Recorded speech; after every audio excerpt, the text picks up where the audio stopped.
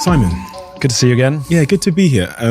I have to thank you first and foremost, and many reasons. You know, I'm a huge fan of all your work, but the conversation we had when we were over in LA was received so unbelievably well by the listeners on this podcast. It did millions and millions and millions of downloads in such a short space of time that I had to nag you to get you to come back again when you were here in the UK. So, well, it's nice to be back, and it's nice to do it on your home turf. Yeah, literally in my home. Literally in your home. There's so many things I want to talk to you about, but one of the things that I was curious about, because I've been thinking a lot about this in my life, is this idea of our whys evolving. Mm-hmm. What is your why, and has it evolved over the last decade at all? So my why is to inspire people to do the things that inspire them. So together, each of us can change our world for the better. And it's why I wake up every morning, every day. It is the greatest compliment someone can pay me when they say to me, that was inspiring, or you were inspiring. Like, that feeds me, you know? And the interesting thing about a why is because it is objective. A why is the sum total of how we were raised.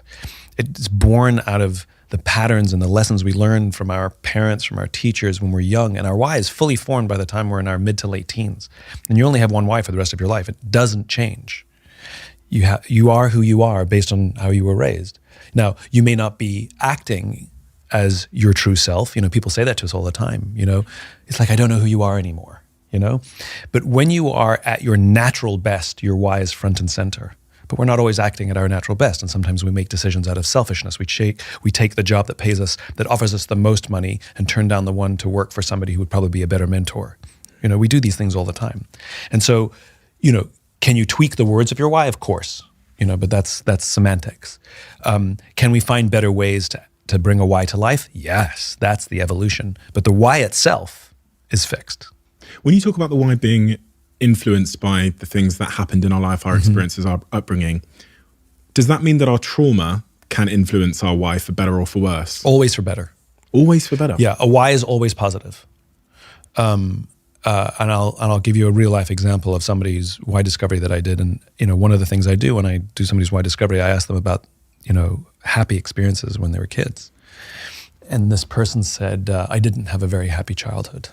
I had a really bad childhood. And I said, okay, so tell me a bad memory then, you know? And she talked about a lot of abuse in the household and a very abusive alcoholic father who would beat her mother and the kids. And she told a story of a repeated pattern of when the father would be drunk and come looking for the kids, that she'd be hiding in the cupboard, protecting her brother with her arms wrapped around him to shield her brother. And she goes through this whole story, and at the end, I pointed out to her that she's a protector, that in these traumatic experiences, it was her instinct to protect her baby brother, and she's lived her life. If you look at all of the times that she's really thrived and where she's her best self, she's usually in a position of protection of other people, and that's where she finds joy, in taking care of other people. And so the experiences mold us into who we are, and the effects, you know, the impact will be positive regardless of where it comes from. So yeah, I mean, a horrible childhood that made her a wonderful human being. I was going to use me as an example there to try and rebuttal that somewhat, but I remember having a very similar conversation with a very good friend of mine a week ago upstairs who talked to me about their childhood.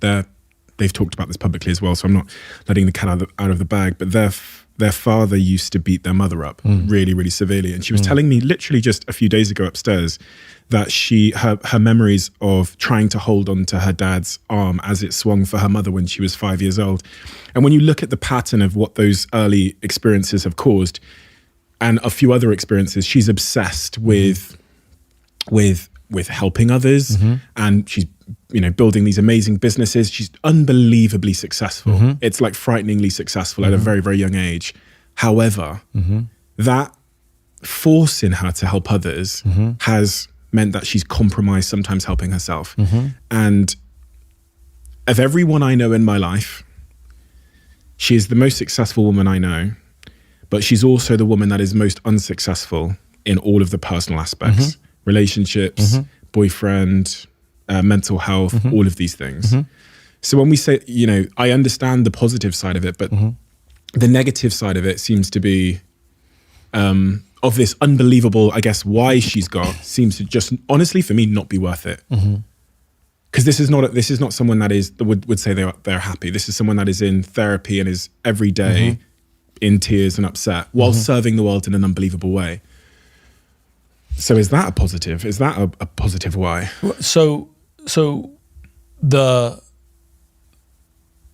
rub about the why, a why is basically the thing we give to the world. It's the value we have in other people's lives. Her friends would say of her that she is our protector. That is the role we fill in their lives, which is why they love us, because we're giving them our why. It is our value. The rub, the most difficult thing about the why to understand is the thing that we give to the world is also the thing that we need the most. It's always balanced. And so I would argue that, she it's not that she's unable to take care of herself. It's that she needs to find friends, colleagues, whatever it is, who are committed to taking care of her. And that's where the change happens. And, we were talking about this, before the show started, there's an entire section in the bookshop called Self-Help, and there's no section in the bookshop called Help Others. And I believe what we need is the Help Others industry. I'll tell you something that happened to me. A friend of mine was going through a really rough patch in her life. Her marriage was struggling, her career was struggling, she was unhappy, like just none of the boxes were getting checked, And she knows what I do. I mean, we've been friends for forever. And she asked a favor, can you help me? Of course, I said. And every week we had a standing 90-minute meeting where she'd come over and she would tell me what's going on. And I would give her some advice and I'd point out some patterns. And she'd feel fantastic. She would leave on a high and she'd feel amazing for like 2 days. And then it would go right back again. And she'd come back the following week. And this went on for months, 2 days, 3 days, and then back down again, right? And then it occurred to me, I remembered my own work. In Leaders Eat Last, I talk about Alcoholics Anonymous, where they have 12 steps to help an alcoholic beat this disease. And Alcoholics Anonymous knows that if you master 11 of the 12 steps, you're going to probably slide back and succumb to the disease. But if you can master the 12th step as well, you will more likely beat the disease. The 12th step is to help another alcoholic. It's service. And so I remembered my own work and I decided to change things up, right? And so I said to her, look, I love that you come and see me every week and I love helping you every week. But I struggle with things too and I don't have anybody to talk to. Would you be willing to help me? Maybe we can split the time. And she said, of course, yes. And what started to happen is every week we got together and it was genuine. I wasn't faking it. Like I would unload and tell her what I was going through and what I was struggling with. And it ended up that we wouldn't split the time. It ended up that we'd spend 90 minutes talking about my stuff, right? And she was the advice giver and she was the one looking for the patterns. And she would leave on a high and that high would stay until the following week.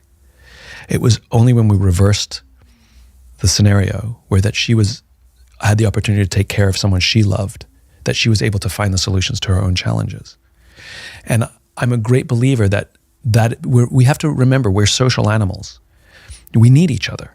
And this is the great paradox of being human. At every moment of every day, we are both individuals and members of groups. And there's a debate. Do you take care of yourself first or do you take care of others first? And there's a whole school of thought that says you have to take care of yourself first because if you're not healthy, you can't take care of others. And there's a whole school of thought that says, no, you have to take care of others first so that when you're in need, they'll be there for you. And the answer is you're both right and you're both wrong. It's a paradox. It's a struggle. And every day we're faced with sometimes big, but often small choices. Do I prioritize myself at the sacrifice of the group or do I prioritize the group at the sacrifice of myself? And, folks like, Maslow, like Maslow's hierarchy of needs. Maslow made a huge mistake in that hierarchy, which is his baseline, our basic need is food and shelter, right? I've never heard of anyone dying by suicide because they were hungry. I've heard of people dying by suicide because they were lonely, right? And yet social relationships in Maslow's hierarchy is number 3. But that doesn't sound right. seems like there's something more important to human beings than just food and shelter. And then the top of the peak is self-actualization, which sounds the most selfish thing in the world. Like, I am so self-actualized that I would literally sit on top of a pyramid and look down at all of you unactualized people, because that's my goal, to be self-actualized. He's half right. The mistake that Maslow made, he only thought of us as individuals. And as individuals, yes, I need food and shelter first. But as a member of a group, I need friends and I need love. And self-actualization is not the thing I'm actually in pursuit of as a member of a group. It's shared actualization that I'm looking for. And unfortunately, for various reasons, which we don't have to go down that rabbit hole, the past 30, 40 years, especially in the West, we have doubled down on individualism. We have doubled down on my own career. We've doubled down at how do I find love? How do I find happiness? We've doubled down on selfishness. And it worked for a while. It worked when the economy was really good. Like in the 80s and 90s and 2000s, it's awesome. Selfishness was great because it worked. But now in a complicated, messy world where the economy isn't great and everything's not roses, all that self-interest is now not working, except we haven't been practicing and developing the skills of taking care of each other. And that's what we need now more than ever. And so I don't know your friend, and so I can't make any conclusions. But we are animals in balance, right? And nature abhors a vacuum. And so whenever I hear about these things, my question is always about the balance. So for example, every single good thing that happens in our lives, everything comes at a cost. There's nothing for free. Somebody with an incredible career has no relationship with their kids, right? Everything comes at a cost. But at the same time, everything we struggle with has opportunity and lesson that goes with it. It's always balanced, right? And so whenever anybody tells me this great thing, I'm always like, yeah, but at what cost? And was the cost worth it? Sometimes the answer is yes, and sometimes the answer is no. And when something horrible happens in someone's life or something goes sideways, I always ask, but what did you learn? You know, I mean, my career, I mean, yours is the same. You know, the whole golden circle and the concept of why came out of me losing my passion and hating work. I went through depression. I never want to go through that again, but I'm really glad it happened because look at what it's given me an entirely new life view. And I think of strengths and weaknesses the same way. You know, I think it's hilarious when people say, what are your strengths and what are your weaknesses? Well, it depends. Life is balanced and it's always contextual. And everything that we have that's a strength has liability attached, and every weakness we have has strength that's attached. I can imagine, because of the books you've written and the channels you have and the content you produce, that a lot of people come to you on a personal level, friends, family, to help solve some of the problems that they're having in their lives. I find myself in somewhat of a similar position. Maybe they're not coming to me. Maybe I'm inserting myself into the problem to try and solve it because that's my nature.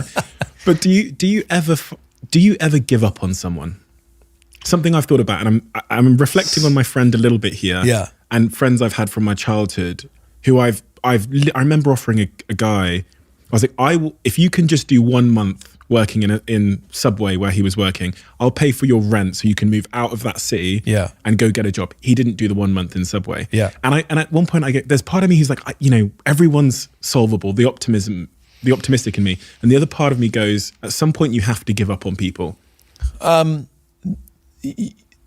the single greatest lesson I ever learned in my career that profoundly changed the course of my life, and it comes right before the realization and the articulation of why. I learned how to ask for help, and I learned how to accept it when I was offered. Okay, and I think that it's not about giving up on someone. It's that that helping someone is a team sport. Success is a team sport, and if you find that you're the only player in their life when they should be the primary player, you can only do the assists. You'll never be the one making the baskets. That's their job, right? But if they won't take the pass, then at some point you stop throwing the ball. And it's not about giving up on people.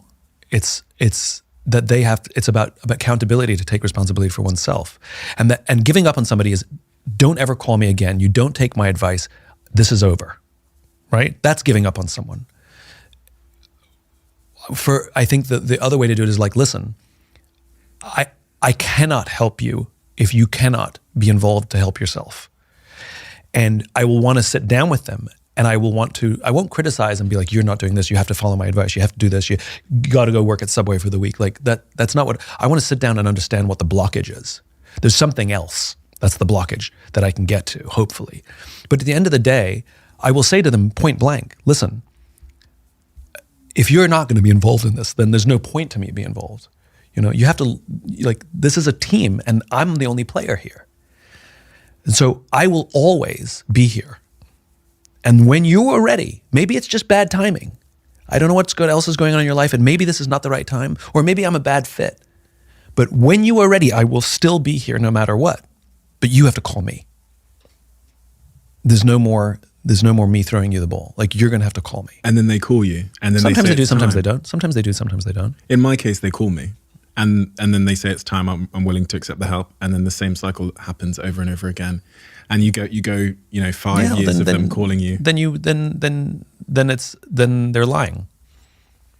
But they don't think they're lying. They always think this time's going to be different. I'm going to do it on Monday.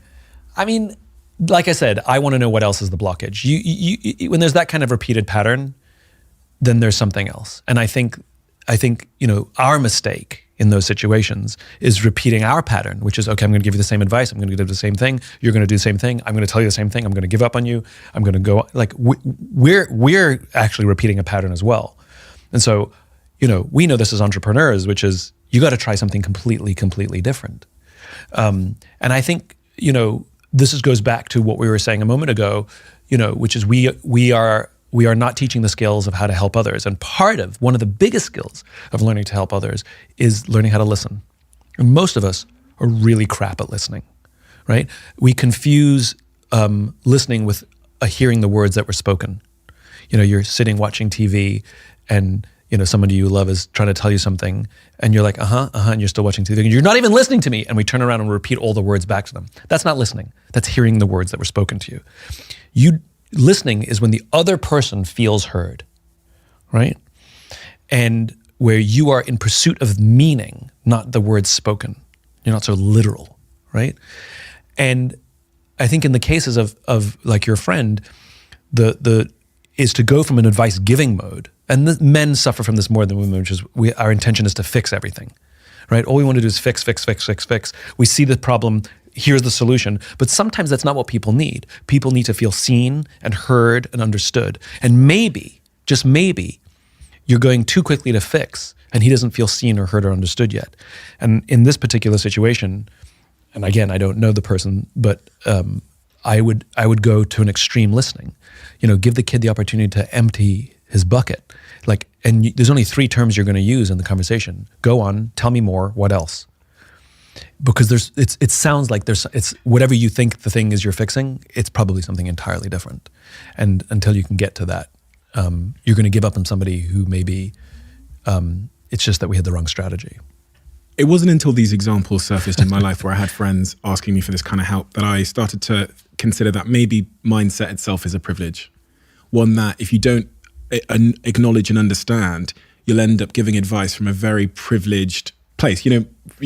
I might say, well, just work harder, cheer up. Yeah. These kinds of things come from a misunderstanding that my brain is fortunate enough to think and be a certain way. Yeah. But I've never heard people talk enough about this idea that our mindset in and of itself is a privilege, and that, That's interesting. That mindset is a privilege. Is that true? If we think about the early upbringing in childhood then. Yeah. So that was maybe, some people have monetary privilege from their childhood. One thing that your parents or your experiences might have given you is a real psychological privilege. So let me just think out loud for a second, right? Let me try and unpack that.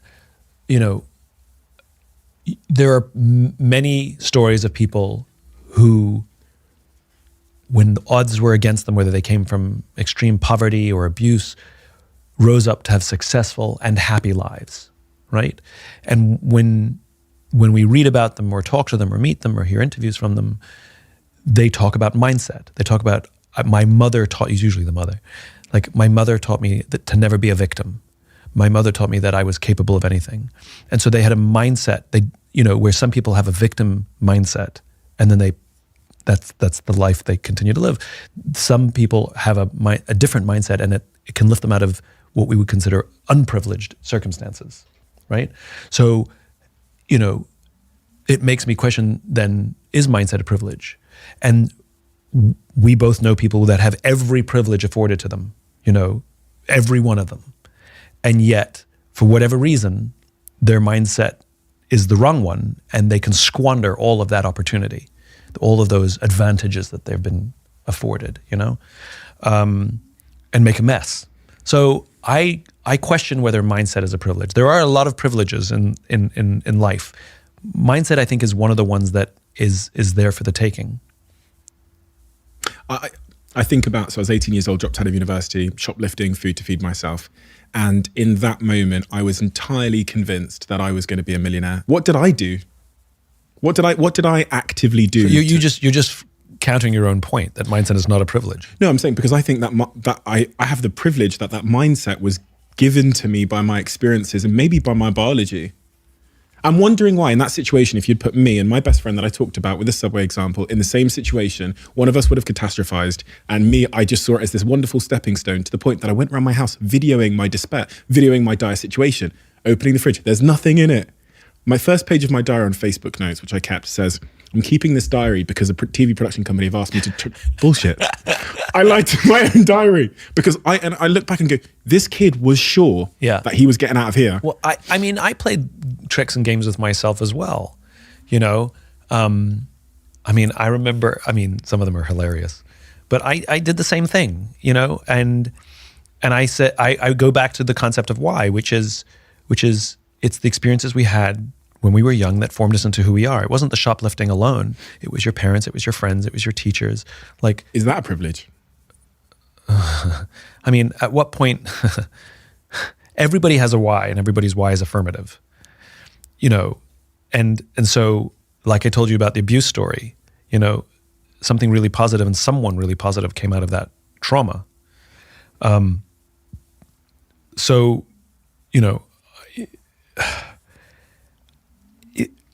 I'm struggling to use the word privilege to mindset, because what you're saying is anyone who's had any kind of luck or turnaround or has privilege, where anyone who hasn't and has failed, it's because of their lack of privilege. There's too many other factors involved in that, in those comparisons to oversimplify it and call it privilege. I'm sure there are privilege components sometimes involved in that for sure, but if we're strictly talking about mindset, I think it's I'm not sure. I don't think so. It doesn't, because the control of our minds is the one thing that we own. It's the one thing that is not. We can change the way we view ourselves and how we treat others. And I think what's important, and it's a hard conversation, right? I think one of the things that's important is, I think we have to have love in our lives. It's from someone, even people who, I have a friend who came from a very abusive household. He found his grandmother stabbed to death, and the knife was so deep that she was attached to the bed. That's how bad it was, right? And yet he had a coach who believed in him. And so I think to have someone believe in us, to have one person see a spark in us, helps us recognize that it helps us see the spark in ourselves. I think it takes only one person, whether it's a friend or a coach or a parent, a boss sometimes, who takes a liking to us. And almost all of us can remember one person in our lives where it's a coach or a teacher who took us under their wing and saw something that we didn't see. And every single successful person on the planet has that person. But I think most of us do. Most of us have somebody who saw something in us, and we are who we are in part because of that person. Having someone in our lives kind of links back to something you were talking about earlier about trying to be less individualistic in our approach to our lives and our careers. Lots of your work, and I was on your video subscription library, and lots of your work has that as a through line about connection and people and teams. And in the backdrop of the remote working world we're living in, I guess my first question would be, how do you think that this post-COVID world has been impacted in terms of connection, community, teams, and that unity that should be on the bottom level of our Maslowian hierarchy of needs? Well, I mean, obviously it took a step back, though there are, again, I always think of things in terms of balance, right? And cost. So it's not good or bad, it's both, right? And so let's weigh both. Of course, we have freedom of schedule now that we didn't have. We have freedom to live wherever we want, which we didn't have. We have freedom to pick our kids from school or go to the dentist where we used to have to ask permission or take time off. We have that freedom now that we didn't have. We have for people who are introverted, they like that they can get their work done in the privacy of their own home. There are many advantages to remote working. The sharing of ideas is much more difficult. Like a brainstorming, like really, really hard to do in a virtual scenario because it's hyper polite, right? You can't interrupt somebody as easily. Like when you have a real brainstorming, it's messy, it's loud, you step on each other's words, you interrupt each other, you have an idea, like, no, and nobody cares. It's the mess, it's the joy of it, right? In an online scenario, you literally can't hear people if everybody's talking at once. And you're constantly apologizing and so your turn. And you don't have that wonderful energy. And so I think brainstorming's suffered. And then the obvious one, which is for a lot of people, and I think it dramatically affected younger people more. But for all of us, when you're done with work, you go out with your friends for a bite to eat or at the pub, and you bitch about work, and you bitch about your boss. Totally healthy, and you do it with the friends. Whether it's a good job or a bad job, it doesn't matter. You have a place separated from work. That's your friends that you go and get it all out, right? Super healthy, and you feel supported and loved and heard and all that good stuff. That went away completely. And so what ended up happening, and again, if you didn't have a family, if you were living alone, all these things just get more and more exaggerated, right? So what ended up happening was, and again, especially young people, but for a lot of other people too, is we started looking to the people. We spent more time with people now at work on Zoom with them all day and sometimes into the evening. We now started spending more time with these people, and we didn't have somebody to go out with afterwards. And so we started looking to work to be that therapeutic outlet, right? And so what so many people did is, first of all, gossip starts to swirl a lot more because we're now venting and bitching to each other as opposed to our friends, right? So especially if somebody's young or susceptible, like gossips can take off much quicker, which is very dangerous to a culture. But what I've seen is that we find one empathetic person, the good listener on the team, right? And we call them up and we bitch about our job and we bitch about our boss, but then it keeps going. Like, I don't know what I don't want to do with my life. I hate my boyfriend, I hate my girlfriend, I don't know if I should break. And all of a sudden you're dumping all of your life's problems on somebody from work who just happens to be a good listener. And what we're doing is we're increasing the stress on that person. So we suffered it in our company, and I've heard it from many other companies, which is those people, those empaths, they're quitting. And if you ask them, why are you quitting? They go, because I'm burnt out. And you're looking at their workload and be like, I don't understand. Like, how are you burnt out? They're burnt out from taking on all of everyone else's stress because they're empathetic. Everybody else's stress becomes their stress, right? That's the problem with this, which is, and it's good that some of, like, as COVID eases up, like going out with our friends and having that safe space to vent away from work is really important. So in a cultural standpoint, it's very hard to control for that. Like, I can't interrupt it. I can't tell them they can't. They don't want to go to their boss to talk about those things. But what is, again, particularly young people, but others as well, but particularly young people, they're recognize that there are boundaries at work. And by dumping on one person that they should take on all your problems, and they listen and they listen and they listen and they listen. And sometimes they give bad advice, but they listen and they listen. We're doing a great disservice to that other person to make ourselves feel better for a few minutes.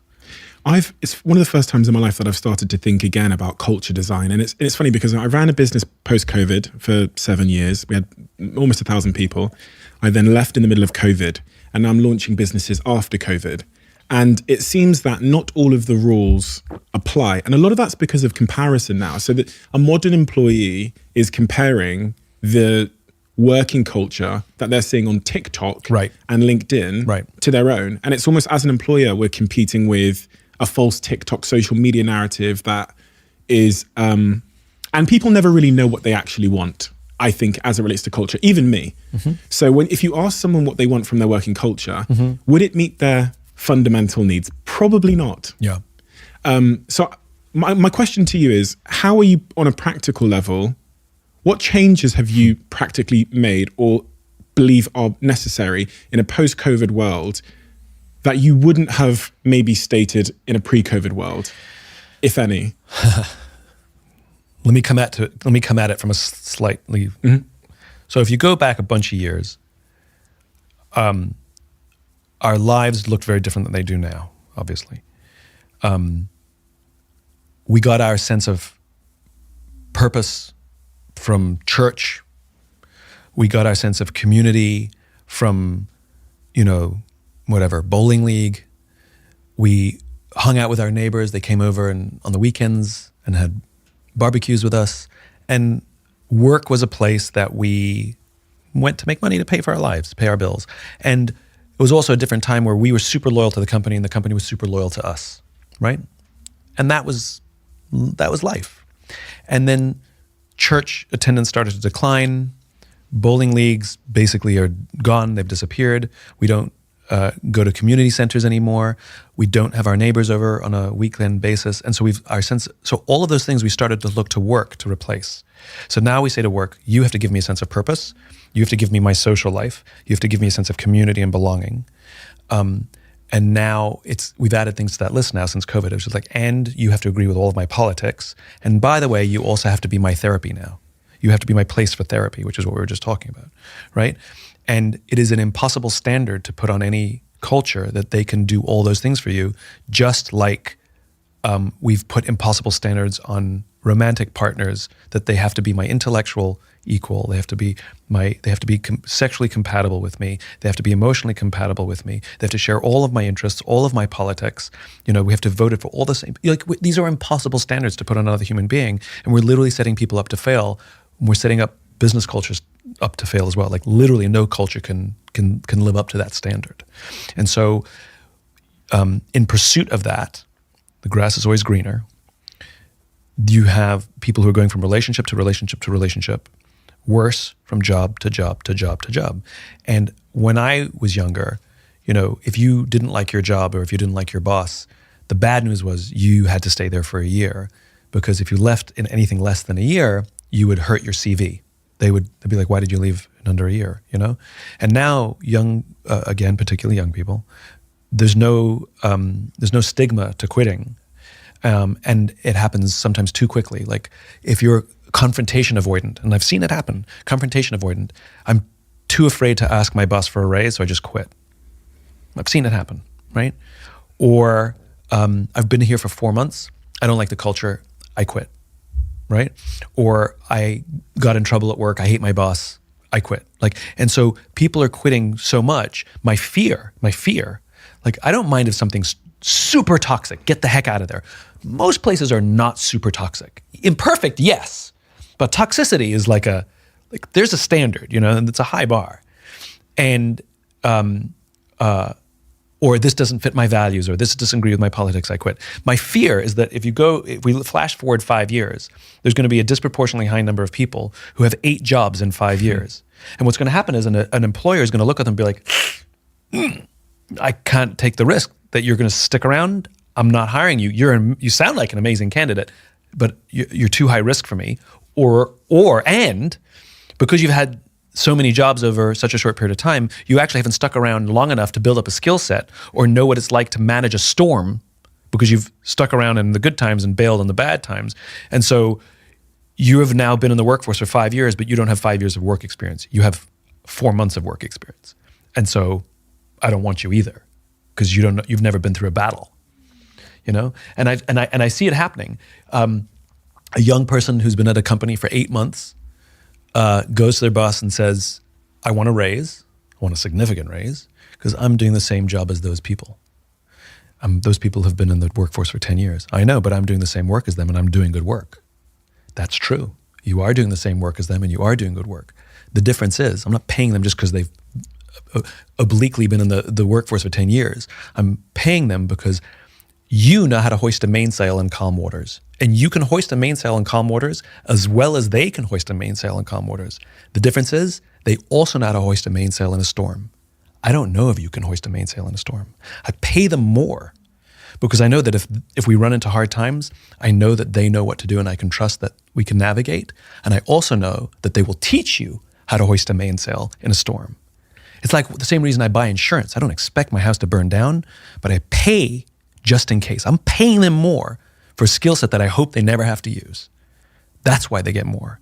You know, one of my fears at the moment, which is perfectly linked to what you're saying, is I have a fear, and I've never expressed this openly, so this is the first time, so don't all come for me at once. I have a fear that Gen Z are the least resilient generation that I've ever seen. And a lot of it, and sounds so stupid and not evidence-based, but if you look at what TikTok is telling this generation work is, and there was a video that went viral on Twitter the other day out in Silicon Valley where it shows like a Facebook employee, one of the big tech companies. She arrives at work in the morning, she takes a photo of her latte, oh, there's free muffins. She goes over and has the free muffin. It shows her in her TikTok literally doing like 30 seconds of work. Then she's out doing some like pottery making class that work have put on. She comes back to the desk, does another 30 seconds of work. Then she's off to a work social. And I reflect on the storms that my father went through at work.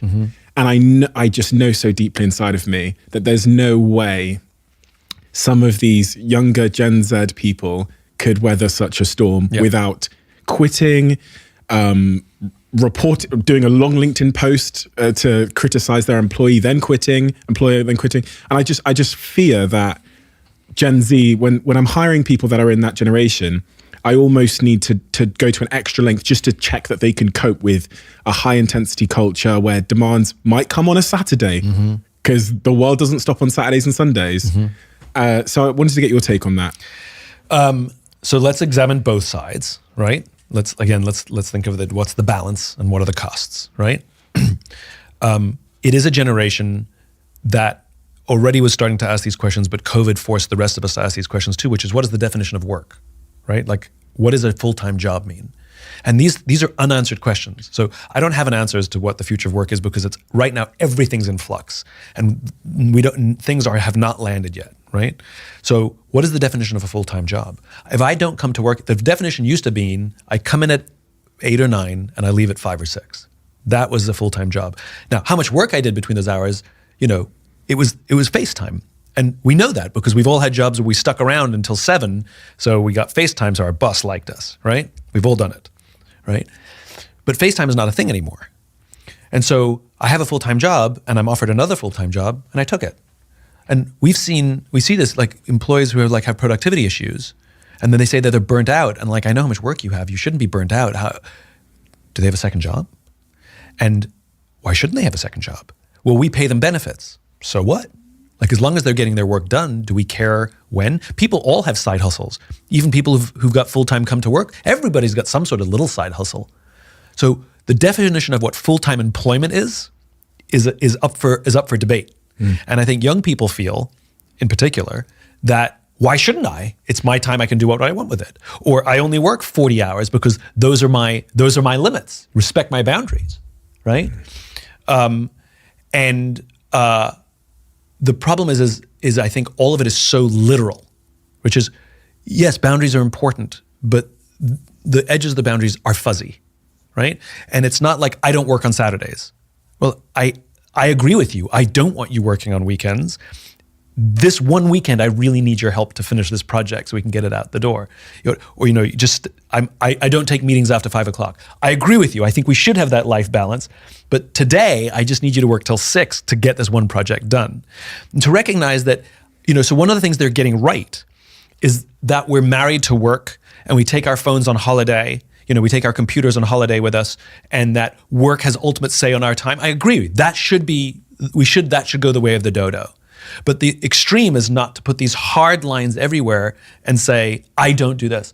as an aside, the irony is, they demand that we respect their boundaries, and yet they seem to step on every other boundary about bringing, emotional professionalism at work and dumping all of my problems onto my colleagues, which is emotionally unprofessional. It's like, that's a boundary you can't cross.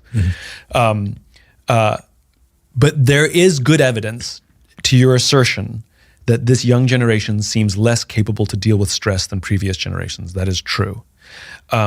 They are good at curating, they've grown up in an Instagram, Facebook, TikTok world where I'm really good at showing you the life I want you to think that I lead. And so they're really good at presenting a confidence that they don't have. They sound like they have all the answers when they don't. But then I see you presenting that life to me if you're a fellow Gen Z. Yeah. And I go, what? My life's stressful and difficult, and I had to work really late, and you're having a frappuccino latte, whatever, at 3 a.m. doing pottery lessons. I need to quit. Yeah. It raises the question, what do you want from your life and what do you want from your work? Like, why do you have this job? If it's just to pay the bills, I hope I know that is the case for a lot of people, that I have to have a job to pay the bills. And I hope that employers are good enough that even survival jobs are a nice place to work, Trader Joe's, great company where people who have survival jobs, still a nice place to work, But I think the question is what is the life that you're trying to build? And if you want a job simply to pay your bills, and this concept of quiet quitting, have you heard this one? Quiet quitting? I've heard this term, but maybe I heard you talk about it. Well, it's been written about. Right. It's not my concept. But quiet quitting is this thing where I don't quit the job, but I basically will dial back my effort and give you the minimum. So you pay me to do this job, and I will do the basic minimum amount to do the job, where you can't really fire me because I'm not really doing anything badly or wrong, but I'm also not going above and beyond at all, right? So there's this concept of quiet quitting where people are coming to work and they're just doing the minimum, doing their hours, doing their job, not volunteering or raising their hands or going, and that's it. And it raises the question, is that bad? And I'm a great believer that it's all about expectation management, Like I get asked about Amazon a lot. Like, do I disagree with how Amazon is run? And my answer is always the same, which is they never lied. They didn't tell you it's a magical place to work where it's all kumbaya and we all we all hang out with unicorns every day. It's really amazing. They're very open about it, that it's very, very aggressive and very rough and very competitive. And even the people who love it only last 2 years because they burn out. And so because they don't lie, you know what you're going to get if you go work there. And if you like that kind of culture, then go work there. If you don't like that kind of culture, then don't work there. But don't take the job and then say, I didn't know, because you did. Like Apple, people say, well, Steve Jobs used to drive his people really hard. But you ask the people who loved working there, they will tell you, yes, it was hard and there was a lot of pressure, but I did the best work of my life. And I'm glad I worked there because I never would have been able to work to that standard if I didn't work at Apple back in the day, right? So the important thing is that companies are honest about the kinds of cultures that they have, right? It's the lying. It's the, look how everything's kumbaya. And look, no culture is perfect. Even good ones have problems and even bad ones have advantages, right? But I think it's about managing expectations. And I think it's okay for somebody to say of themselves, look, I'm not a careerist. I am okay with the fact that I will never be an owner or a senior manager. I want to be paid fairly. I want to do decent work, but I want work to fit neatly in my life and not overwhelm it. And I'm going to look for a job where that is possible. And I don't think we're at the point where we have total honesty on both sides yet. I hope we can get to the point, because there's still stigma, because the older generations like you and me are looking at, if somebody were to say to us, I only want to work 40 hours, I'm willing to push my boundaries occasionally, but really this is just we would be like, well, you're not working here. So, so it hasn't normalized yet. Yeah. But I think it's just a question of being honest with oneself. And you're allowed to change your mind as well. Like, I've decided I do want to be a little harder driving, and I do have more ambition than I thought, or less. But I think it's just about honesty. And this point of view is as true in personal relationships as it is in our professional relationships. So I had a conversation with somebody recently that I found absolutely fascinating. And she is polyamorous. She has 4 boyfriends, right? And she is very open about it. And one of the things that she explains is you have to be very honest with everybody so that everybody knows what the deal is. You know, I think what a lot of people do is they're dating somebody, it's new, it's casual, and they're dating somebody else that's new and casual, but they don't tell them about each other. So they both think that they're more special than they are, or they both are driving towards something that may or may not be true because, you know, you're dating 2 or 3 people and you're going to wait and see which one works out. This, in the poly world, what I'm learning is you tell everybody everything so everybody knows. And it's very open and honest, and everybody knows where they stand. You can say, I'm not into this, I want to be the sole, or I'm okay with this. And maybe something will develop, maybe it won't. But the point is it's on the table. And I admire the level of communication. What I'm hoping is that we do the same thing in our professional lives. So you sort of have poly work, if you will. You know, I have 2 full-time jobs. You know, I have 3 things going, or I only want this kind of relationship. And it works if both parties are really open and honest, because it's all about managing expectations. Hold on, I thought that you were going to give me all of your attention and all of your effort and all of your ambition, and you're telling me you only want to you want to treat my job as a casual job? Like, just replace relationship with job. All the same rules seem to apply. But if I knew that, I would be fine with that. I would have given you a different job and had different expectations and wouldn't have pushed you really hard. I would have given that work to someone else. Because I'm assuming you want to live your career like I live my career. Like I assume that I'm getting into this relationship and you're getting into it for the same reasons as me because we never had a conversation. We are nowhere near that in terms of social acceptance for that kind of conversation. But I aspire for that somebody sits down and says, a part of your CV and part of your interview says, you know, what kind of work-life balance do you aspire for and how do you view work? Even if you change your mind. Then if expectations are managed, then what's the problem? You've answered one of the actual number one questions I wanted to ask you about today, because when I read your book, The Infinite Game, one of the big things it changed in my life was, I remember I was on a plane, I read the book, started writing some stuff, came back to our office in the UK, and I did a big presentation to all my teams about how we create a sustainable company. Because if what if what you're talking about in the book is true, then and we're not playing a finite game here. How do we redesign the business from the ground up so that it is fundamentally sustainable? Yep. I came up with this thing called WWW, Work, Welfare, and World, which is the 3 reasons why we exist. We made 2020 goals, so this was in 2019, 20 goals before 2020 for each of these areas. And I'm thinking about it again a lot now, which is like, if I was to design my business in a way where my team members would stay working here forever, how would I go about that? You've just answered it by saying the point about honesty, expectations. So sitting them down and saying, what do you want from your life? Because I've never asked that. Yeah. As you quite rightly identified, I'm presuming they want what I want. Exactly.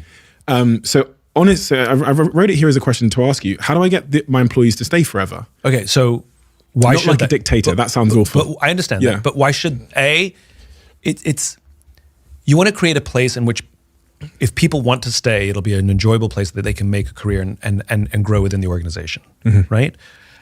Like, and for some people who don't have aspirations for leadership, that they can come and do good work every day and sort of get fair raises on a regular basis, so that they would, with cost of living adjustments, et cetera, that they want to stay there, even if it's a middle level. Like, not everybody aspires to like be a hard driving, owner.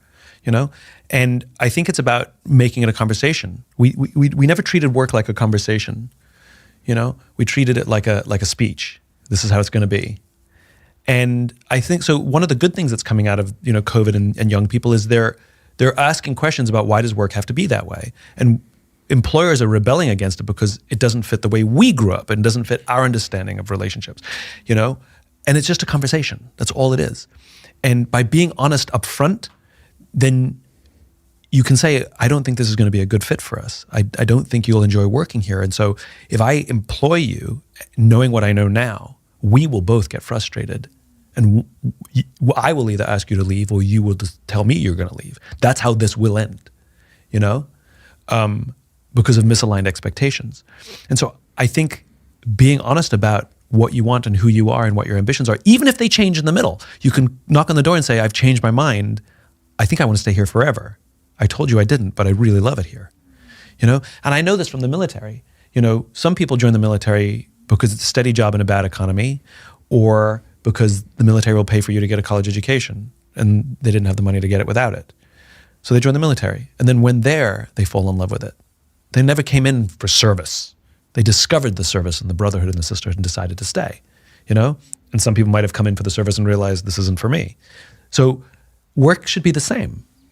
But I think there needs to be honest conversation about, and like I said, I've had debates even with my partners, my work partners, you know, when they say, well, if we're paying them a full salary and giving them benefits, they shouldn't have another job. And my question is, why not? As long as our work product doesn't suffer as a result. Like if they're phoning it in, missing all the meetings, then yes, absolutely, right? Like we're paying for a certain expectation of performance, but not necessarily of when they get it done. And so why shouldn't they have two jobs? But I think, again, there has to be honesty, which is we have an expectation that of X, and if somebody says, I don't want to meet that expectation because I want to have two jobs, then you can adjust for salary that way. You can be like, all right, then how about we pay you less and you can have all the freedom you want? And again, it's a conversation. We don't make these things conversations. We make them one-way. And by the way, that's from the employee to the employer too. I demand X. You know, somebody asked me recently, how do I want to ask my boss for a raise. How do I do it? And I said, the problem, the way most people ask for a raise is like, I want a 20% raise. I did my research and my job, the average salary on my job, you know, is X. My friend gets paid X. My friend gets paid X. I know somebody who I work with. Yeah. You know, I'm doing the same work as them, so I want to be compensated equally, and I want a 20% raise, right? And so they're positioning the question that leaves the employer no choice but to say yes or no, right? And even if it's, I can help you get that, but this is how it's going to be. Like you're going to have certain targets. It still comes across as a no, right? Because the request was binary, right? And so the advice that I gave to this person was stop thinking of your job as an event and think of your job as a career. Think of your job as a continuum, and go to your boss in the middle of this continuum. I've worked here for 2.5 years. I've been here through high times and low times. You know I'm loyal. And my aspiration is to stay here and grow with the organization. Can you help me figure out a path that gets me to this salary? It's not a yes or no now. Now it's like, absolutely I can. I can give it to you today. Yeah. No path necessary. Nice. Or, absolutely I can. We're going to set some target goals that I want you to hit. And if you can hit them, then you'll absolutely work to that salary. But again, it's allowing for conversation, and it's allowing somebody to recognize that you view your own career with the organization as a continuum, that I've been here and I want to continue to be here. So can you invest in me? Can you take a bet on me rather than meet my demands? And so I think a lot of these things fail because they're poorly presented. Amen. And this goes once again to, you know, this younger generation who seem to lack the skills for coping with stress, not very good at asking for help, very confrontation avoidant. Like I said, so afraid sometimes to have the question, ask the boss, can I have a raise, that they would rather just quit. And it's often with an email that says, you don't appreciate me, you don't pay me enough. I was like, what? You just had to ask me, I would have given you a raise, you know? And I think part of it is also that, you know, when somebody is anxious about something, they do poorly present. They do make things binary because there's fear or anxiety or stress or fear of rejection. What if my boss says no, right? Can I handle that? Like all of these things that come into these very sort of binary aggressive things. And I always equate all of these challenges at work to personal relationships. Like you can't go to the person you love in your relationship and say, I demand this. It's just not going to go well, right? But you present a situation, you say, I want us to move through this, and how do we work through this together? And I think that's how these difficult work conversations need to happen. A work relationship is a relationship like any other relationship. You know, there's trust, there's anger, there's care, there's good days and bad days, and all of the same nonsense, messiness in our personal relationships are at work as well. There's slightly different standards of professionalism and emotional professionalism and things like that. But in terms of, it's a relationship like any other relationship. So you have to treat it like a relationship. And in fact, go read relationship books if you want to fix things at work. Quick one. We have a brand new sponsor on this podcast, which I'm very excited to tell you about. They're a brand called Blue Jeans by Verizon, and they are a video conferencing and collaboration tool that has changed the game for our team. So I'm so glad to be working with them because, as you know, one of the most important things for me is when we have a sponsor, it is part of my world. It is part of my life. It is part of my company's. As someone who's on calls pretty much 80% of the day building my businesses and speaking to my teams all over the world, it's the guaranteed security that differentiates Blue Jeans from all of the other options that are out there in terms of video conferencing. Their enterprise grade security means you can protect your organization from malicious attacks and establish real trust with everyone that joins your meeting. And that is something. There are so many things that make sense and make Blue Jeans a better option than the sort of competitors out there. And I'll be talking about all of those aspects, those features, and the reasons why I use Blue Jeans in the coming episodes. If you want to check it out, you can head to www.bluejeans.com to learn more. When I read about our history as sapiens or Homo sapiens or whatever, it appears that we weren't with one partner.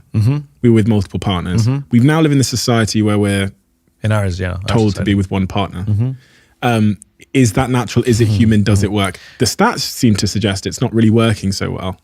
I mean, if I bought a TV and 50%, and they said, oh, by the way, there's a 50% of these are going to break, I wouldn't buy the TV. Right. I'd maybe, rent one. Right. That's funny. Esther Perel, who's wonderful if you don't know her work, she talks about the changing definition of monogamy.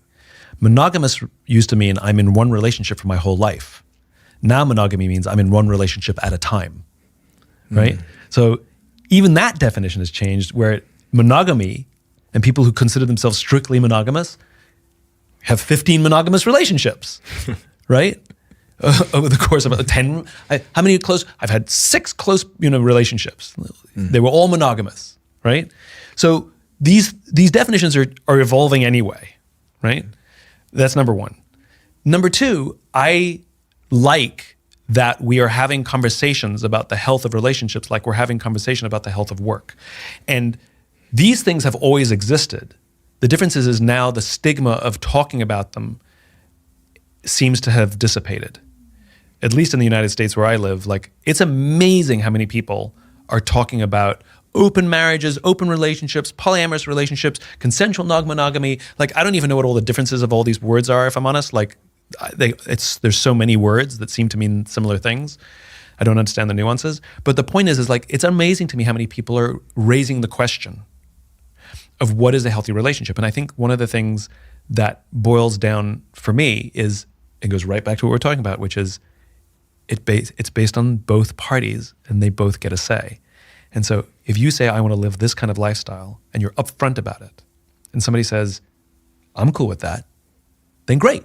But if you lie and say, I want to be strictly monogamous, but you don't really, because you like the person a lot, and you think that if you tell them that you want a different kind of relationship, you're going to lose them. The conversations we have are largely born out of fear. If I tell her what I really want, she won't like me, and then I won't get another date. That's true. That is a possibility. But if I tell her exactly who I am and what I want, and she likes me for who I am, then isn't that better? And I think it's the same thing that we're just talking about work. So I don't think it's right for us to say we should be strictly anything, because some people want one kind of relationship.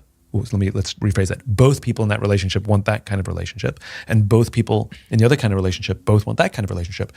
Then we just have to respect that we have different points of view about what brings happiness. As long as you're happy and it's consensual, I think we're done.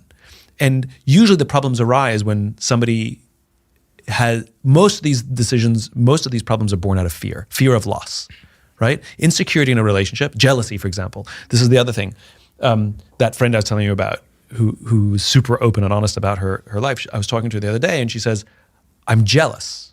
She says, I'm having jealousy, and I'm trying to figure out where it's coming from. And what I found so fascinating about it is she treated jealousy as a feeling, like happy, sad, angry, where in most monogamous traditional relationships, jealousy is usually an accusation, right? I saw you look at the barista that way, right? And jealousy is born usually out of fear. And hyperprotective, possessive is born out of fear of loss, right? And what I found so fascinating was she didn't blame her partner for her feeling of jealousy. She wanted to understand where her feeling of jealousy was coming from. It was a feeling, right? And not an accusation.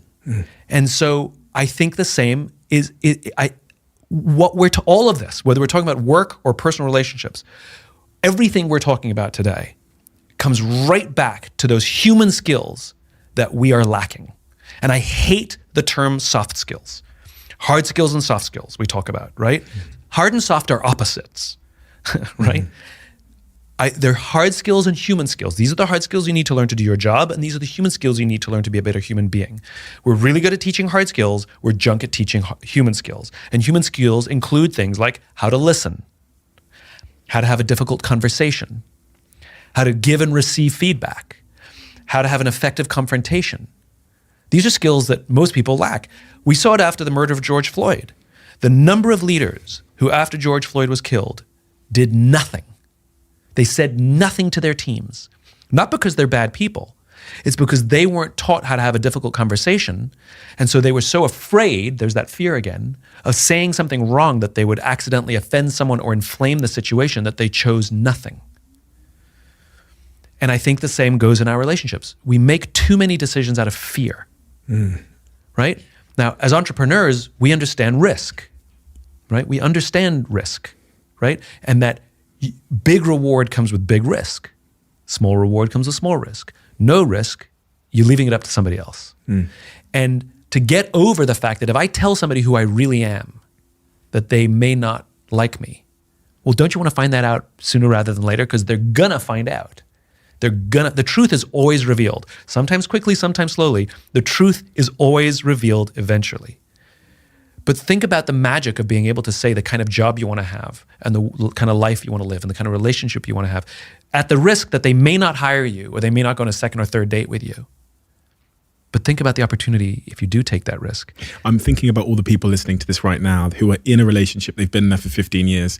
It's become loveless. Maybe they're not having sex anymore. Yeah. And they're driving on the motorway now listening to us speak and they're thinking, I really want to have sex with someone else. And if I go home and tell Jane or John, or whoever it is, I don't want to be gender specific, that I just want to have sex with someone else and I also want to keep them around, they're going to leave. So I can't be honest, Correct. Simon. Right. So once again, it goes like asking for a raise, right? If you make it binary, you're backing someone into a corner. I realize our marriage is loveless, so I want to start seeing other people. And you can too. Yeah. And what you're doing is you're forcing someone into a binary yes or no, which is unfair to somebody. And you're setting yourself up for probably failure, right?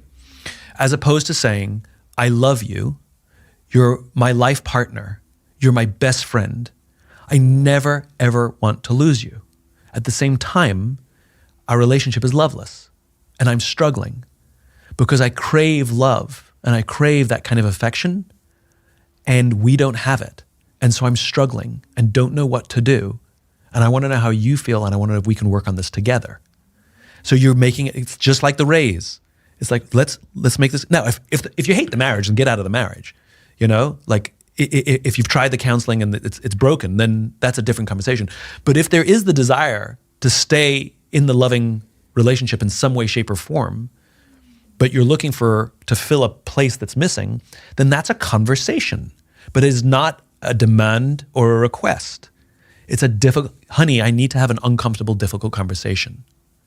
And we may not get it resolved today, but I want us to promise to stick through each other, stick through this with each other so we can figure it out together. It might take us a day, it might take us a week, it might take us 6 months, but I'm going to be here throughout and want to go through this with you because I am struggling in this relationship. Somebody else has the right to know that their partner is struggling in the relationship. And odds are if only one person is struggling, There's no scenario where only one person is struggling.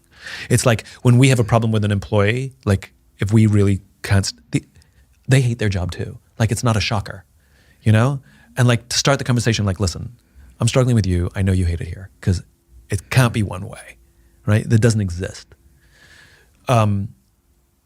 I'm pretty sure most of the issues I've had in my life stem from the fact that I didn't have an honest conversation sooner. Me too. Yeah. Of course, me too. And I made the mistake in my life that I didn't, and it was well-intentioned. I didn't want to hurt their feelings. I didn't want to offend them or upset them. And so I dealt with the difficult thing in my head and tried to come up with the solution that I thought best looked after my needs and your needs because but if I told you this, I would burden you with the stress of having to figure this out. So I'll figure it out and then I'll make the decision that I think is best for us. It failed every time.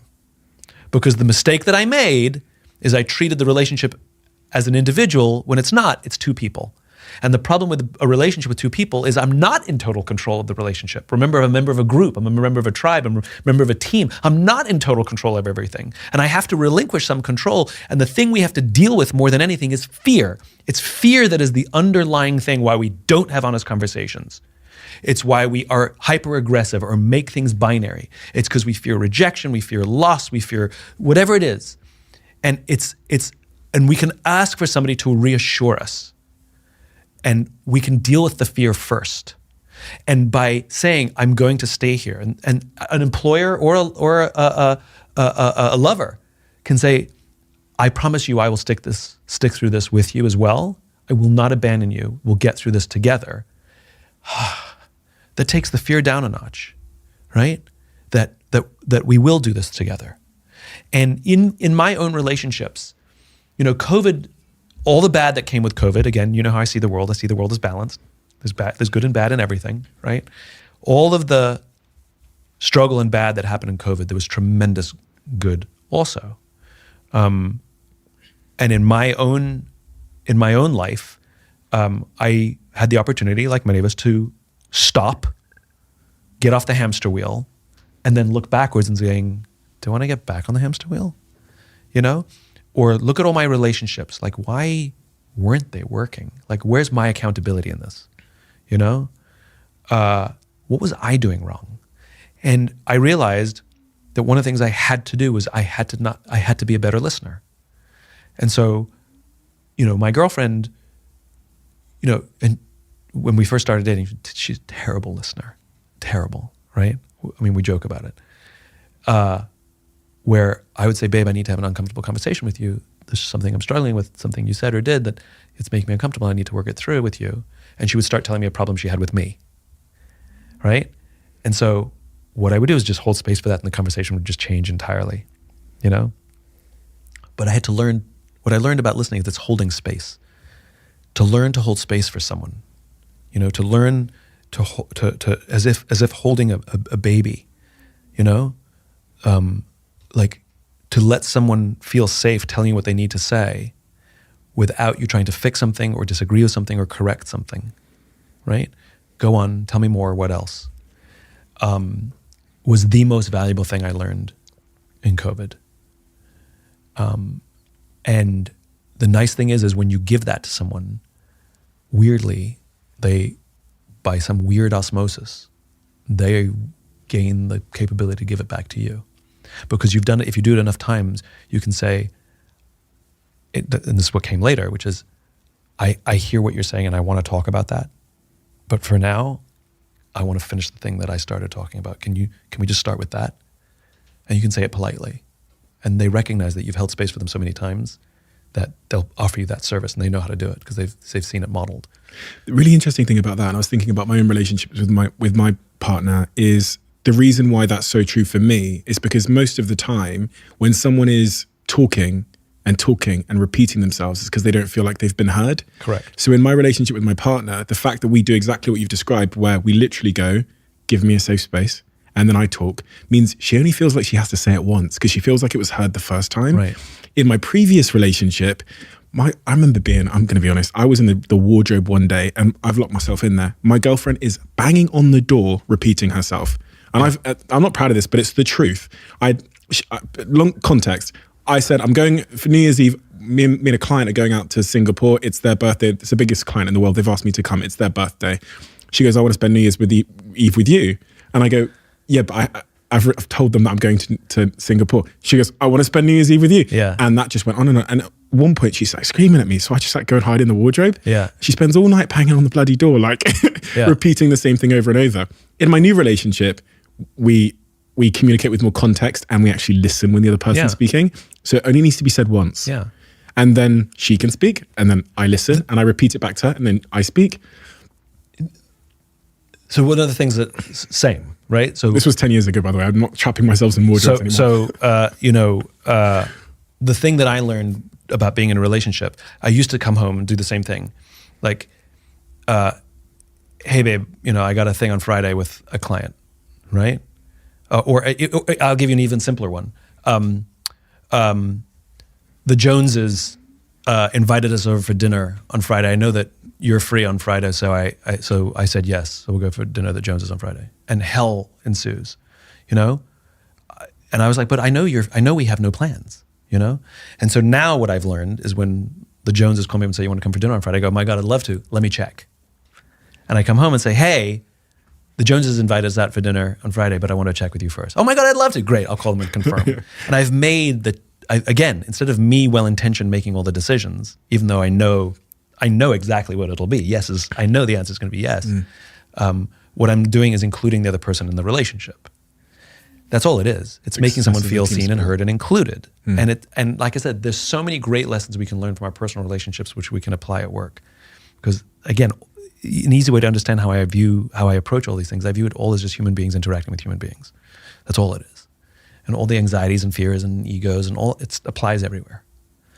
What's the most difficult conversation you've had to have with someone when we're talking about that honesty and communicating as authentically and openly as we can as soon as possible?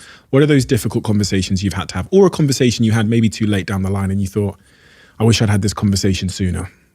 I mean, they're not different from anybody else. I mean, as talking about George Floyd to my team, talking to George Floyd with my black friends, that was really hard.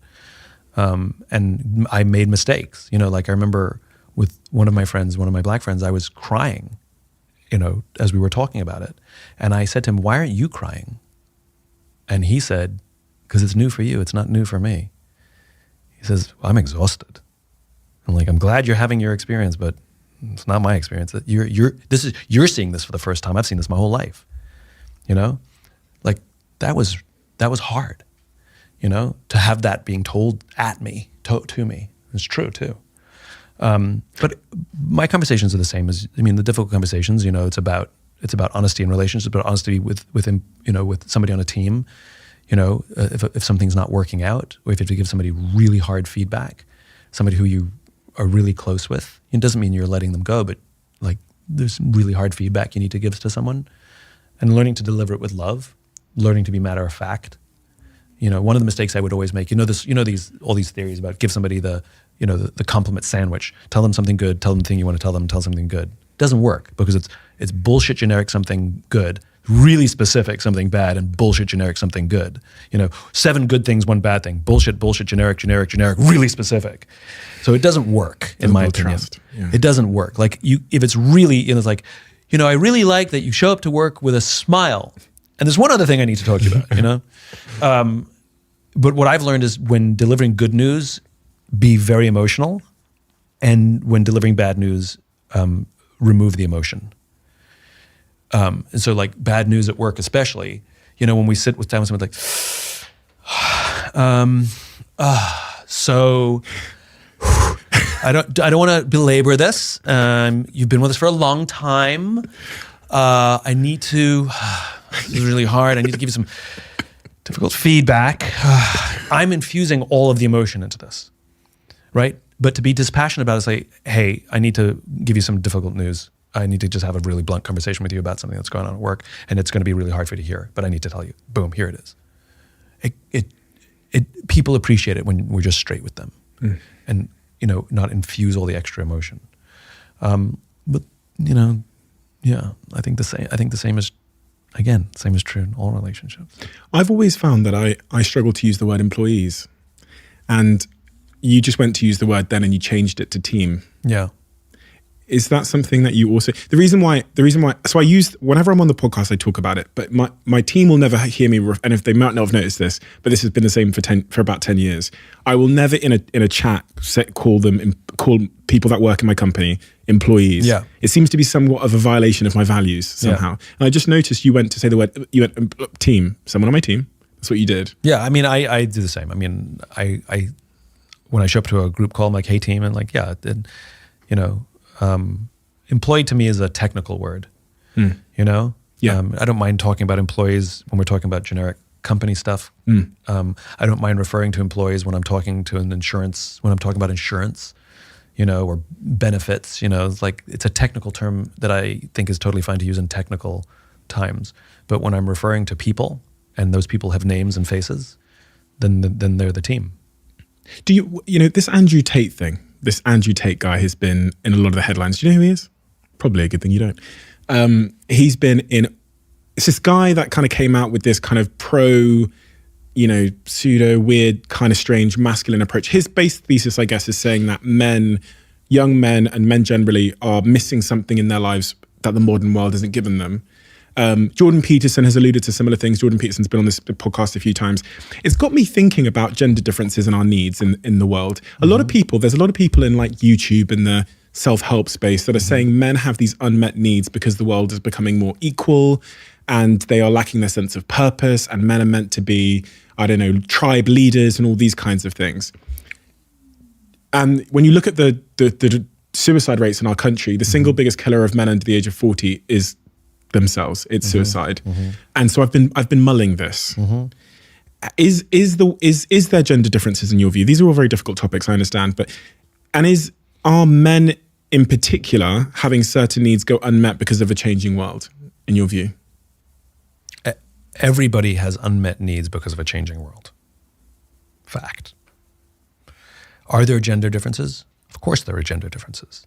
And how we respond to men versus how we respond to women is different. A friend of mine who was, three things happened to her simultaneously. She's in the military. Three things happened to her simultaneously. Any one of them would be difficult, but all three of them happened to her at the same time.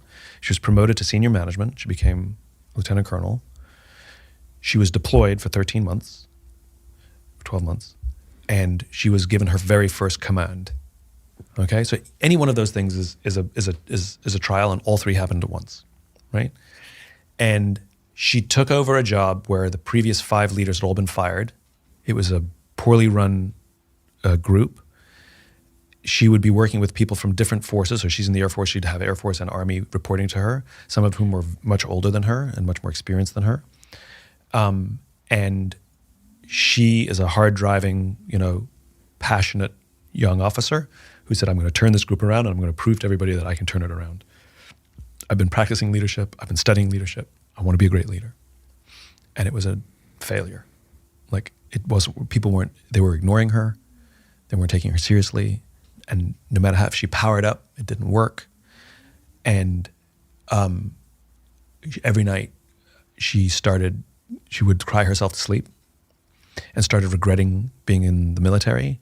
All she wanted to do was go home. She didn't want to be stuck on deployment anymore. What was something really exciting now became a regret. And she didn't know what to do. She was failing, which was hard for her to deal with alone. I mean, as it was. And so she decided to give up. And she said, I will not turn this group around. So if I'm going to fail at my job, and I'm stuck here for another 6 months, and so is everybody else, I'm going to change my mandate. Then instead of turning this group around, I'm just going to ensure that the rest of their time here, they really enjoy it. I'm just going to make it more fun for them to come to work every day because they're also away from their families and stuck. And then something strange really started to happen. They started to listen to her, take her seriously. They started to respect her more. And she ended up being very, very high performing at the end, and the group completely turned around. Because on her way in, she made it about herself, and she made it about the metrics, and she made it about the performance. The lesson she learned was, if you make it about the people, then the people will take care of everything else. And I remember I sat down with her a week or two after she got back, and she's telling me this whole story for the first time, after she got back. And she started crying. And when she said to me, she goes, I have never felt a joy so deep as seeing someone discover that they are capable of more than they thought they were. Which is very different than, I'm going to turn this around. So in her telling me this, she said one of the big lessons she learned is there is such thing as female leadership. And she had a conversation with one of the army, one of the soldiers. And like, why didn't you listen to me? Like, why was it so difficult? Why did we struggle? And he said point blank, because when a male officer yells at me, right, I take it, I hear it, I move on, right? It's fine. When you yelled at me, I felt like my mother was yelling at me. And it was more difficult, So there are gender differences in how we respond to each other, because it is a mom-dad thing, right? We respond differently. Men are sometimes, not always, but men are sometimes better at just being told blank by another guy, just do this. And you go, okay, well, I'll just do it. But when you create gender, it creates all kinds of other interpretations and associations, like our mothers. So I think we cannot discount those. Traditional male leadership qualities are things like decisiveness, aggression, those kinds of things. Traditional female qualities are things like patience, maternal instinct, empathy. And I think the mistake we've made across all leadership is we teach male leadership. We teach decisiveness and we teach aggression. And these are the things we teach, and we teach that to everybody. And the reality is what makes great leaders is they have a balance.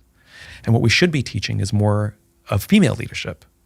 And, all leaders should take on the qualities of patience and empathy. This is the irony. I think we do need to teach those skills. I mean, those goes back to what we were saying before. These are those human skills. Women get my work a lot quicker than men. When I was starting my career, women would just nod and be like, yeah, what do you, of course. And men would be like, what are your case studies? And what case studies you have to prove your model? Logic and men would fight with me on some of the details, and women just intuitively understood that the humanity of the work that I was preaching just made sense. And there's space for that. And so, I think female leadership and those qualities are just necessary everywhere. But yes, there are differences, and they cannot be discounted. It's difficult to talk about them though, isn't it? It feels like a minefield. Even when I talk about gender differences, it feels like I'm going to step on a mine somewhere, because you're entirely correct. And my previous company was, our managing director was a woman, and I think the business was more successful because of those qualities you've suggested: empathy, care, patience. Yeah. She was much more honest about forecasts. Yeah. And how the business was going to perform versus a male leader. I mean, this is such a narrow example, so it's not necessarily truth, but a male managing director we had who was extremely exaggerating and very, very, very ambitious about forecasts that were never realized. That makes sense. That's consistent. And I think, there's lots of data on this. Men, when they apply for a job and they say we need these 10 things, and if they have 6 out of the 10, they apply for the job. And women won't apply for the job unless they have 9 or 10 of the qualities. Men are a little, I've seen it happen in meetings where, there's a male entrepreneur and like the client is saying, we'd love to have this. And they kind of have it. And the guy goes, we can totally do that. And, and they'll sell it right there and then figure it out later. Yeah. And I've sat in meetings with a female entrepreneur who has almost that, like they're really close. And somebody's saying, we would love this. I'm like, you have that. They're like, it's not, we haven't tested it yet. I'm like, you have it. Tell them you have it. They're like, well, it's not perfect yet. So yeah, I mean, some of it is cultural as well. I have a female entrepreneur friend who has a theory, and I have to stress this is her theory.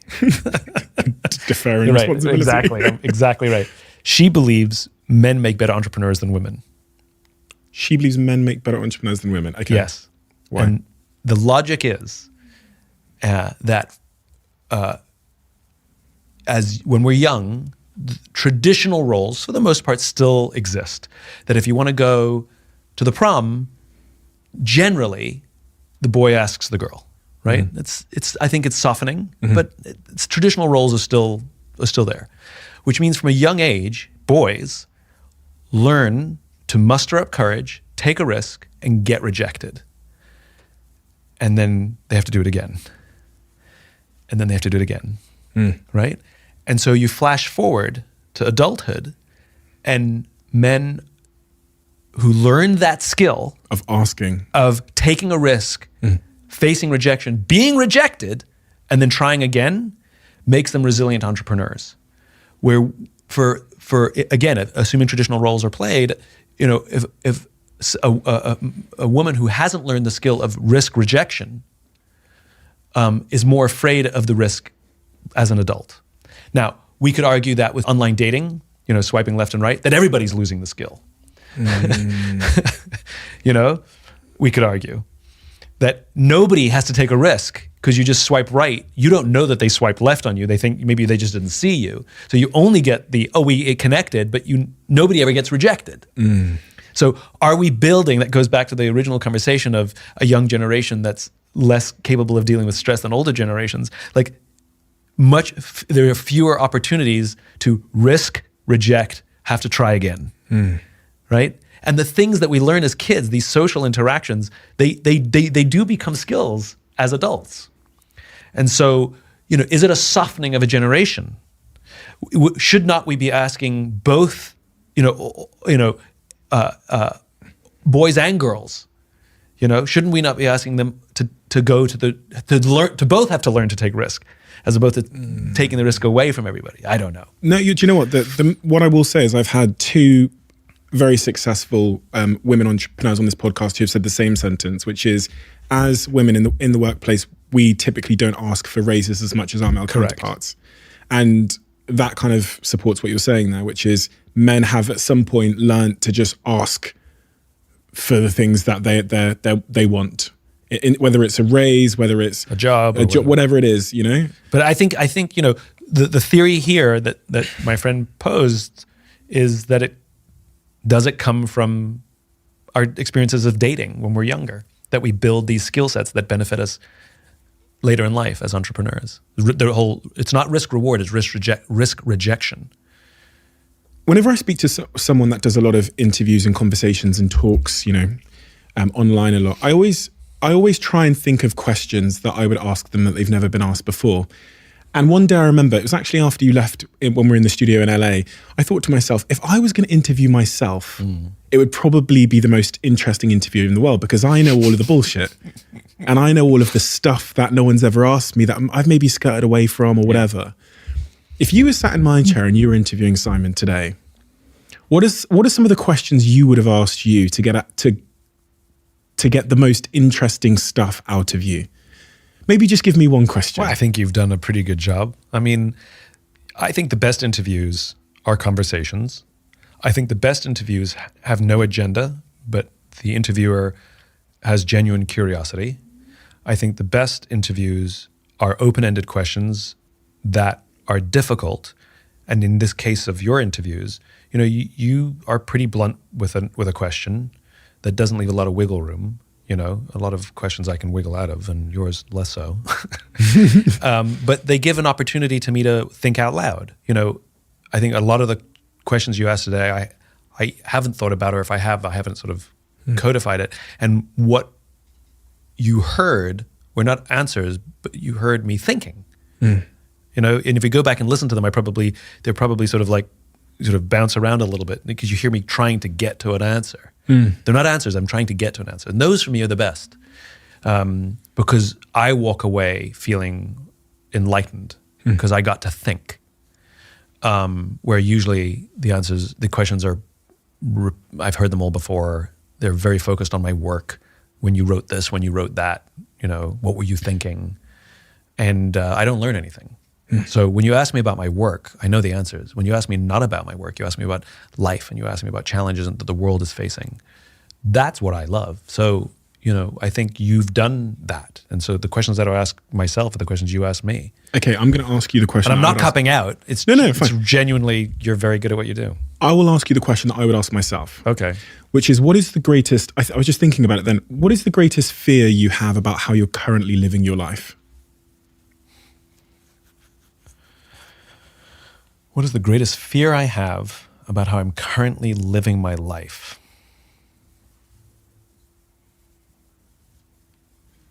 That I'm not 100% honest with myself.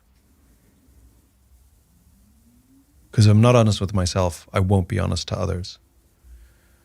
And when somebody asks me a question that I'm afraid of the answer, not because I'm afraid of offending them, but I'm afraid of how I feel about the answer myself.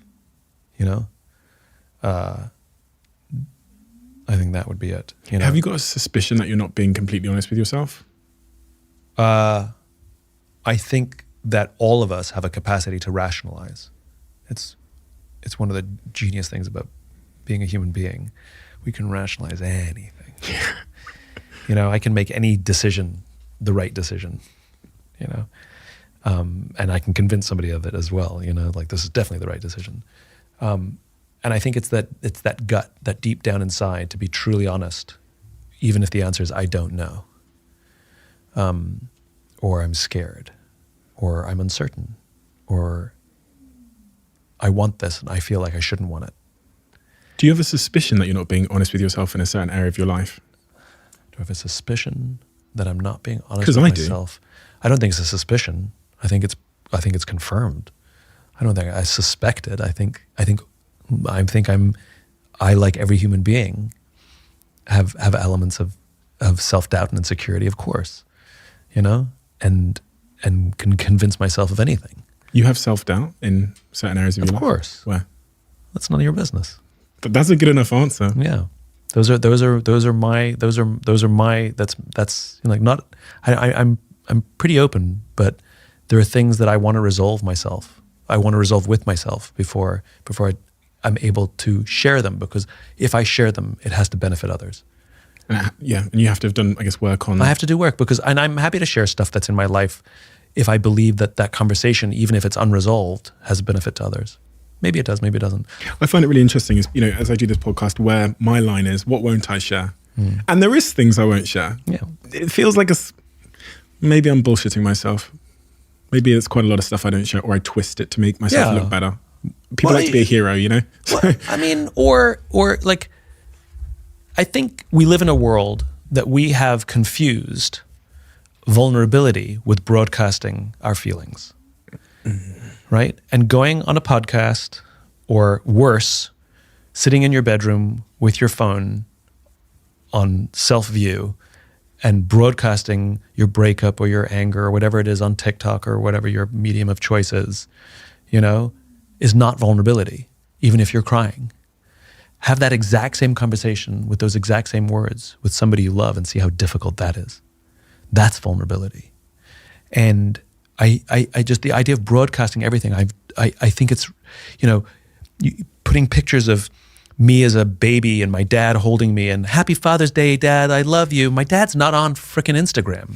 Why don't I just call my dad and say happy Father's Day, I love you, as opposed to I think it's hilarious that our need to broadcast everything, and we think that's vulnerability, and it's not. It's broadcasting our emotions, which are different. So I think, those conversations that you're struggling to have, and like the ones that I won't share. It's not that I won't share them with anybody. It's that I won't share them with you, because I like you, but you're not my soulmate. You're not the person that I confide in. I will absolutely share those things that I'm struggling with, but I'll share with somebody who can hold space for me with love, not with the desire to make a good podcast. It's almost an old-fashioned perspective. So the mistake people will make is to not share them with anyone. And when I say it's none of your business, it doesn't mean it's not none of anyone's business. I absolutely do share those things because it would be unhealthy not to. But I want to share those things in a really safe, magical space with somebody who loves me no matter what and cares for me no matter what and will stand by me no matter what. Interesting. No one has ever responded like that before, which I think is amazing in and of itself, because it's really changed my perspective on a few things. As you know, we have a closing tradition on this podcast where the last guest asks a question for the next guest. Yes. They have no idea who they're asking it for. Correct. I'd love to know how somebody answered my question last time. We could look it up. I'll tell you Yeah. after. It's a slightly interesting one because it feels like it's something we've discussed in many respects. What's one conversation you haven't had which you know you need to, and why haven't you had it? Are you willing to have it? Yeah, won't share the answer, and yes, I will.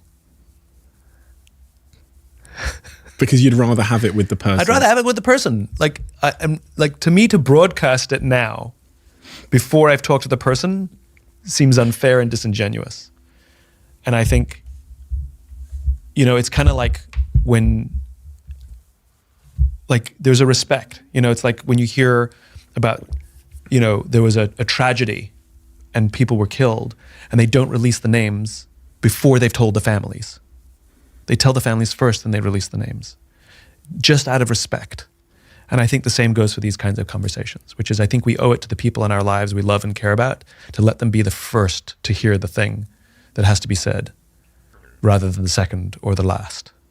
I think it's just that's how I would want to be treated too. I'd want to be the first to hear it if somebody has something to say to me. It's just respect. So yes, there are things, and they will be said. I completely agree, and it really ties in nicely with your earlier point about having a conversation as soon as possible, an honest conversation as soon as possible. But also, I guess the adjacent point to that is having it with them first, and making sure they don't find out via the grapevine or a podcast. Can I? Yes, 100%. And I've heard stories of people hearing about things on television, and people losing their jobs they found out through somebody else, things like that. Can I just share one funny story about being honest before we close? Honesty always has to be honest, right? Honesty is really easy, just tell the truth. But honesty doesn't have to happen in the moment. And this is a lesson I've learned, right? So I went to see a friend of mine's play, and it was easily the worst thing I've ever seen in my entire life. I mean, if she wasn't in it, I would have walked out. It was awful. And at the end of the performance, I hung around with the close friends and family in the foyer, and she eventually came out, still in costume, still in makeup. And she knows I'm an honest broker. So after the thanks for coming, the first question was, what did you think? Right? Now, I'm an honest person, but she's all jacked up on adrenaline. She's all jacked up on emotion. Now is not the time. But the problem is, I can't lie. We lie all the time to protect other people's feelings. You get given a gift, it's the ugliest sweater you've ever seen in your life. And they go, what do you think? You go, oh my God, I love it, thank you. You don't love it, right? So don't say you love it to protect them, right? But you don't have to be honest in the moment. So what I said was, oh my God, I'm so proud of you. It was so amazing to be here and watch you do your thing. I've never sat in the audience and seen you do your thing before, and it was so much joy to see you on stage. All of that was true. And that was it, done.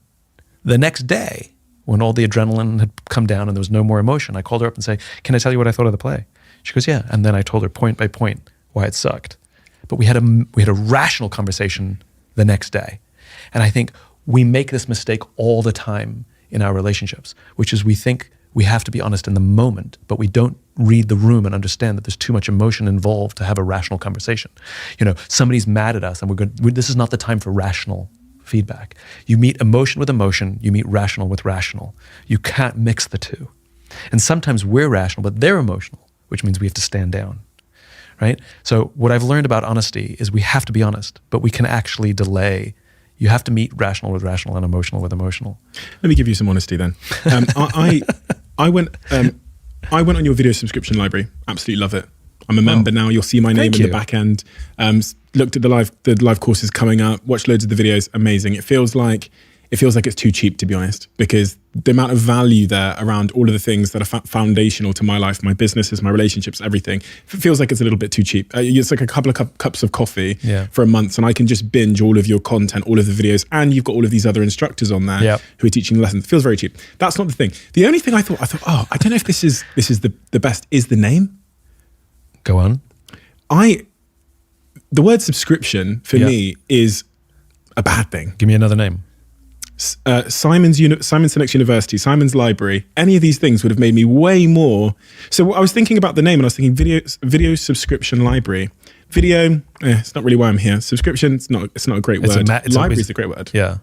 So I was just thinking that. I was Done. like, we'll change it. But no, I have no emotional connection to any of these. And the reason why it's a technical thing, and we call it a technical thing. I watched your last episode, and you talked about honesty in it, and I was thinking this is way better than it sounds. Yeah, you've got, and I have to say this because people have to check it out.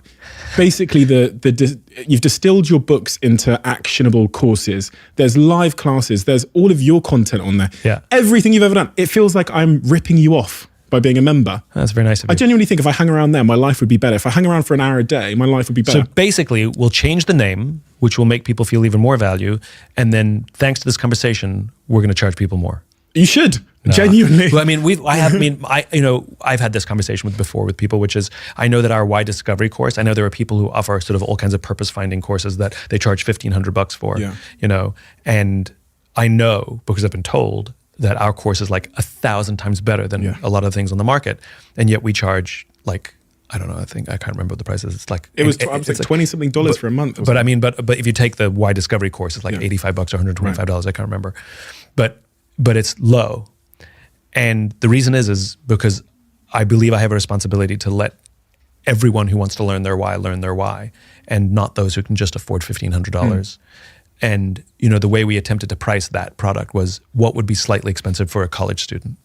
God, bloody college student! They're doing 150K debt to a fraction of what you've. So that's my point, which is like $1,500 is exclusive, and I would rather try and make it up in volume because I want more people to learn their why. So, is that too low? I mean, it is a trial right now. Just so we just launched it, so it's full of bugs. So I'm sure one of the mental things was like, we should probably ease people into it. It's still a little buggy. I appreciate the feedback, but it is important for me to keep prices relatively low because it's more important to me that people learn the stuff than don't. The price, fine. I want it to be cheaper for my own selfish needs. Right. It was actually the name I felt did it a disservice. Okay, I'm gonna. That was it. That's Simon's Library or Simon's University. Done. Yeah. I have no emotional attachment to it whatsoever. Okay. So we'll make that change. Thank you very much for the feedback. I appreciate it. Everything's written in pencil. Exactly. Thank you. Thank you for coming again, Simon. Honestly, it's a tremendous honor, and I learned so much from these conversations that I wish I actually need to go back through this episode with my own notes so I can change my business and my life for the better. Thank you so much. It's a joy. I learn as much, if not more, than you do. So I really appreciate you having me. It's a joy. Amazing. We'll do it again sometime. I hope so. Thank you. I had a few words to say about one of my sponsors on this podcast. My girlfriend came upstairs yesterday when I was having a shower, and she said to me that she tried the Huel protein shake, which lives on my fridge over there. And she said, it's amazing. Low calories, you get your 20 odd grams of protein, you get your 26 vitamins and minerals, and it's nutritionally complete. In the protein space, there's lots of things, but it's hard to find something that is nice, especially when consumed just with water, and that is nutritionally complete, and that has about 100 calories in total, while also giving you your 20 grams of protein. If you haven't tried the Huel protein product, do give it a try. The salted caramel one, if you put some ice cubes in it and you put it in a blender and you try it, is as good as pretty much any milkshake on the market, just mixed with water. It's been a game changer for me because I'm trying to drop my calorie intake and I'm trying to be a little bit more healthy with my diet. So this is where Huel fits in my life. Thank you, Huel, for making a product that I actually like. The salted caramel is my favorite. I've got the banana one here, which is the one my girlfriend likes, but for me, salted caramel is the one.